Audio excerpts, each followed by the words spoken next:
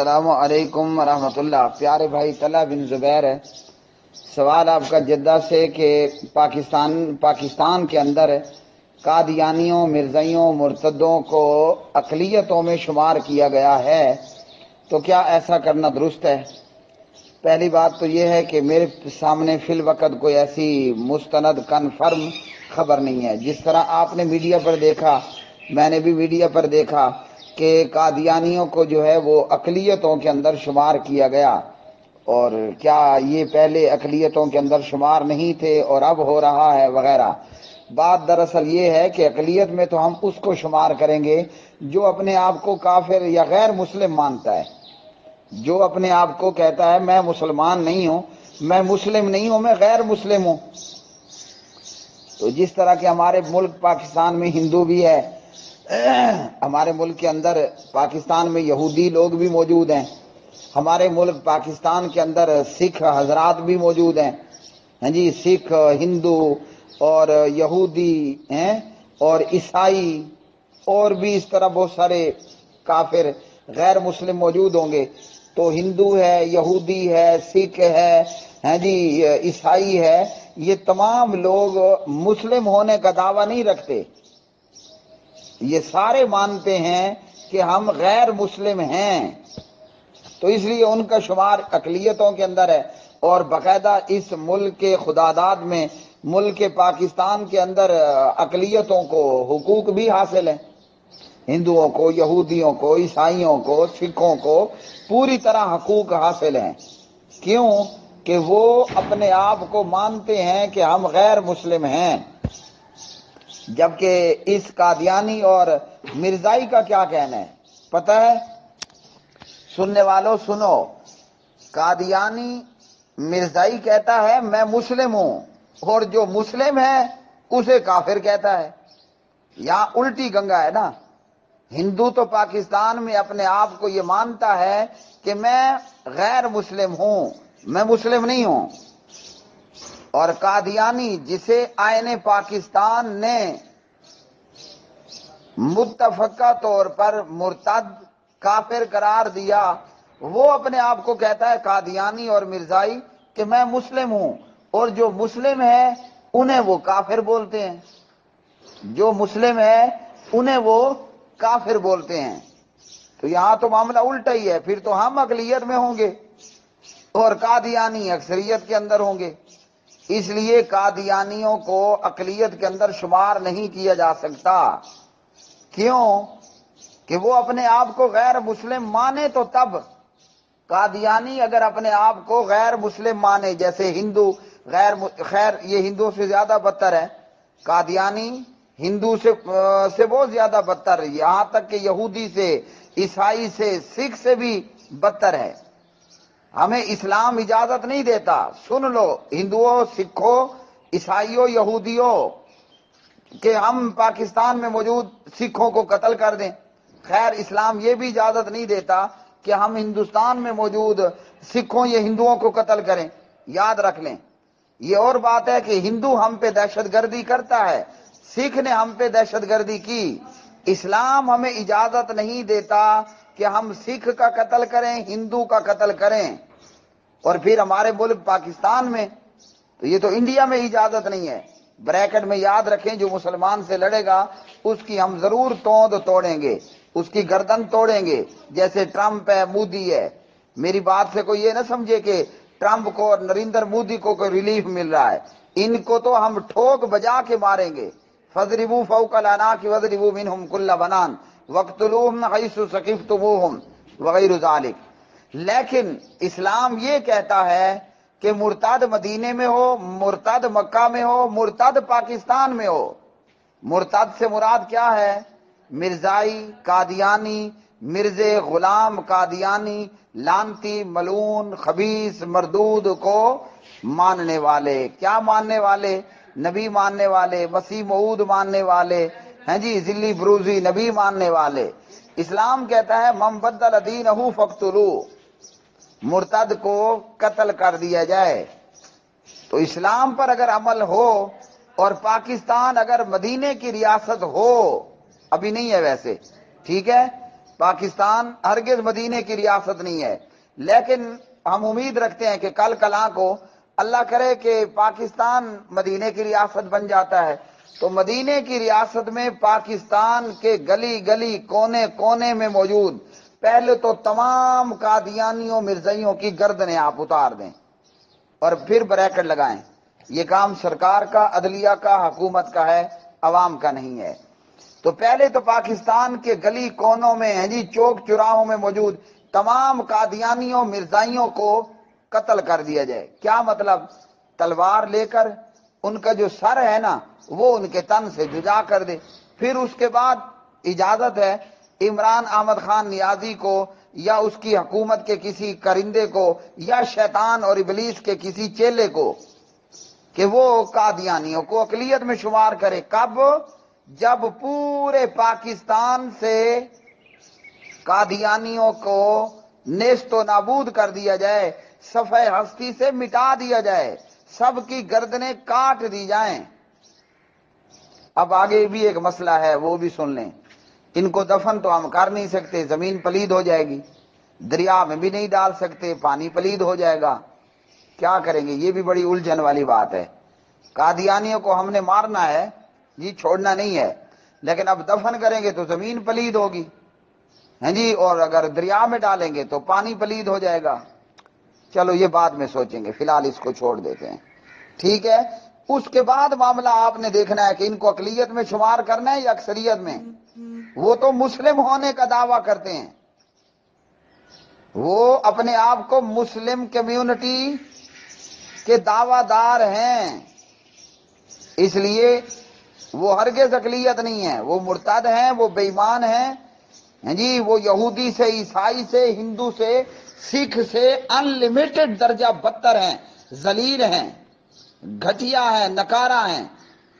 اسلام ہمیں خام خام کتے مارنے کی بھی اجازت نہیں دیتا کہ ہم جناب فائر گن اٹھائیں اور کتوں کو مارنا شروع کر دیں۔ نبی علیہ السلام نے حکم دیا تھا مدینے میں موجود کتوں کا صفایا کر دو۔ خیر پھر یہاں ایک اور بریکٹ لگائیں، آج بدبخت لوگ ایسے کلمہ گو موجود ہیں اپنے آپ کو سگے مدینہ سگے بغداد کہتے ہیں، بہرحال وہ ایک علیحدہ بات ہے۔ تو پیارے نبی نے کہا مدینے میں سے کتوں کا خاتمہ ہو جائے۔ پھر آپ نے اپنا آرڈر تھوڑا ترمیم کر لی اور فرمایا جس کتے کی آنکھ میں 2 کالے نقطے ہوں اسے قتل کرو، باقی کو چھوڑ دو۔ تو کیا معلوم ہوا؟ اسلام خام خام کتوں کو مارنے کی بھی اجازت نہیں دیتا، الا یہ کہ کوئی کتا پاگل ہو جائے پھر مارنا ہے، لیکن اسلام یہ کہتا ہے مرتد کو زندہ نہیں چھوڑنا، الا یہ کہ وہ توبہ طائب ہو جائے، کلمہ پڑھ لے، لا نبی آبادی ولا رسول آبادی پر ایمان لے آئے، مرزا غلام قادیانی کو لانتی بھی مانے، جھوٹا بھی مانے، کذاب بھی مانے، دجال بھی مانے، ملعون بھی مانے، خبیث بھی مانے، مردار بھی مانے، پھر تو اس کی جان خلاصی ہے، ورنہ قتل قتل قتل قتل قتل۔ تو اس لیے اگر کوئی ایسا کرتا ہے، یاد رکھ لیجئے اللہ سبحانہ و تعالیٰ نے قرآن مجید میں آج سے 1400 سال پہلے کہا تھا، اور آج اللہ کا کہا ہوا آج 2020 میں بھی بالکل تازہ ہے۔ اللہ رب رحمان نے کیا کہا تھا؟ واللہ یعصمک من الناس۔ ہائے ہائے ہائے ہائے، سبحان اللہ سبحان اللہ، قرآن کے کیا ہی کہنے جی۔ یقین کیجئے میں روزے سے ہوں، آیت پڑھ کر ایسے محسوس ہوا میرے منہ میں شہد، میرے کانوں میں شہد۔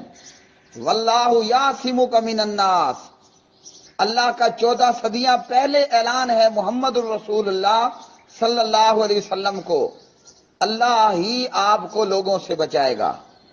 تو یاد رکھ لیجیے آج 2020 میں بھی محمد الرسول اللہ صلی اللہ علیہ وسلم کا حافظ و محافظ و نگہبان کون ہے؟ اللہ۔ تو جو بھی پیارے نبی علیہ السلام پر حملہ آور ہوگا وہ نعوذ باللہ آپ کے کارٹون اور خاکے بنائے، وہ نعوذ باللہ ہاں جی نبی علیہ السلام کی ختم نبوت پر حملہ آور ہو، اور ان حملہ آوروں کا کوئی سپورٹر ہو، وہ کوئی بھی ہو، وہ جرنیل ہو، وہ صدر ہو، وزیر اعظم ہو، وہ جو بھی بلا ہو، اللہ کی قسم اللہ کے سامنے بھلے کوئی جرنیل ہو، بھلے کوئی وزیر اعظم ہو، بھلے کوئی صدر ہو، وزیر اعلیٰ ہو، ایم این ہو، ایم ای ہو، ایم پی اے ہو، امریکہ ہو، پاکستان ہو، دنیا کی کوئی بلا ہو، جو محمد الرسول اللہ صلی اللہ علیہ وسلم کے ختم نبوت اور رسالت پر حملہ آور ہوگا، پیارے نبی کا حافظ و محافظ کون ہے؟ اللہ، واللہ یعصمک من الناس، میرا رب اللہ کی قسم اسے نہیں چھوڑے گا۔ کوئی یہ نہ سمجھے کہ میں جناب بڑی پر بھرپور اور فل پاور طاقت ہوں، میں جرنلی بات کہہ رہا ہوں، کسی پر فٹ ہو جائے تو ہو جائے۔ ہاں جی، کوئی کہیں بھی ہے، کسی بھی جناب جگہ میں موجود ہو، اگر جو پیارے نبی علیہ السلام کے ختم و نبوت اور رسالت پر حملہ آور ہوگا، اس کے گوڑے گیٹے اللہ خالق کائنات نے توڑنے ہیں۔ نہ اس کی حکومت اس کے کام آئے گی، نہ چودراہٹ اس کے کام آئے گی، نہ اس کی وردی اس کے کام آئے گی۔ اور یاد رکھ لیجئے، جو طاقت میں اور اپنی طاقت مطابق، جو طاقتور اور ہر مسلمان اپنی طاقت کے مطابق محمد الرسول اللہ صلی اللہ علیہ وسلم کے ختم نبوت اور رسالت پر قربان نہ ہوا، رب اسے بھی نہیں چھوڑے گا، رب نے اسے بھی نہیں چھوڑنا، اس نے بھی ذلیل ہونا ہے۔ اس لیے قادیانیوں، مرتدوں، مرزائیوں کے ساتھ نرمی کرنے والے، ہم نے پہلے دیکھا نا حکمرانوں کو، میاں محمد نواز شریف کا کیا ہوا، جس نے کھڑے ہو کر کہا کہ قادیانی بھی ہمارے بھائی ہیں۔ آج اللہ نے اس نواز شریف کو کیسے عبرت کا نشان بنایا کہ اسے اپنے ملک میں، اپنے شہر میں، اپنے محلات میں رہنا اس کی توفیق نہیں ہے، بیمار بن کر، مریض بن کر آخر وہ اس ملک سے نکلا۔ اگر کچھ دن اور رہتا تو اس کی منجی ٹھوک دیتے یہ، اگر کچھ دن اور رہ جاتا نا تو اس نواز شریف کی منجی ٹھوک دی جاتی۔ جو بھی پیارے نبی علیہ السلام کی ختم نبوت اور رسالت پر حملہ آور ہوگا یا ان حملہ آوروں کا سپورٹر ہوگا، قرآن کا اعلان سن لو، یہ کسی مولوی کے جذبات نہیں ہیں، یہ اللہ کا قرآن ہے، واللہ یعصمک من الناس۔ اور یہ اس وقت کے لیے نہیں تھی صرف قرآن کی آیت، اللہ کی قسم یہ قرآن کی آیت قیامت کے دیوار تک ہے۔ جو بھی محمد الرسول اللہ صلی اللہ علیہ وسلم پر حملہ آور ہوگا، آپ کی ختم نبوت اور رسالت کی چادر اتارنے کی کوشش کرے گا یا ان حملہ آوروں کا سپورٹر ہوگا، اللہ اسے پاں لگے ہوئے کتے سے بھی زیادہ ذلیل کر کے مارے گا۔ پاں لگا ہوا کتا کون سا ہوتا ہے؟ جو خارج زدہ ہو، زخمی ہو چکا ہو، اللہ نے اس سے بھی زیادہ بدتر انجام کرنا ہے۔ ویسے آپ کو بتا دوں، مرزا غلام قادیانی کیسے مرا تھا پتہ ہے نا؟ مرزے کو موت کے وقت موشن، ہم سرائکی میں کہتے ہیں دست، مرزے کو مرض الموت میں موشن دست لگے ہوئے تھے اور ادھر سے الٹیاں بھی لگی ہوئی تھیں، یعنی پیٹ سے بھی پخانا، نیچے ٹٹی کھانے سے بھی پخانا، منہ سے بھی پخانا، نیچے سے موشن اور دست اور اوپر سے الٹیاں لگی ہوئی تھیں۔ اور مرزے کے متعلق کہنے والے، بتانے والوں نے لکھا مرزا لیٹرین میں مرا، نمبر 1، یعنی مرزا غلام قادیانی۔